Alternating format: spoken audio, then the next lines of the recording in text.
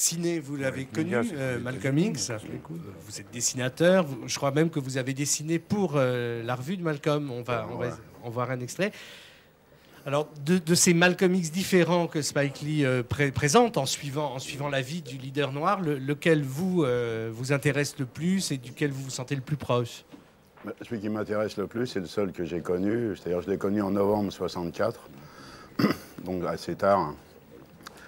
Et je ne suis pas d'accord avec ce que vous dites en prétendant qu'il était radical pendant tout le début de sa vie et qu'il était devenu ouvert à la fin. C'est vraiment le contraire, à mon avis. Il a été aveuglé toute sa vie par les musulmans. Et tout d'un coup, il devenait un peu moins bête et plus radical, justement, plus socialiste. Et au moment où il allait dire ses convictions vraiment... plus radical et moins sectaire, alors, pour reprendre même exactement. Un mot de lui.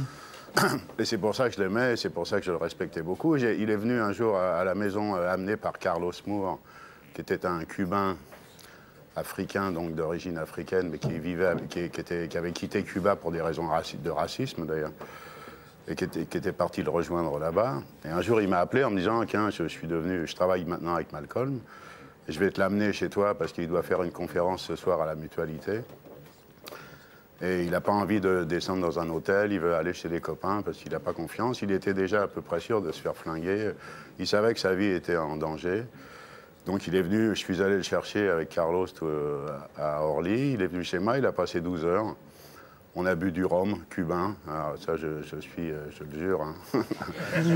Donc, et il m'a dit, imagine que si je prononçais le mot socialiste ou trotskiste ou marxiste, les gens n'accepteraient pas de boire dans mon verre. C'est si tu offrais du whisky avec une tête de mort comme étiquette.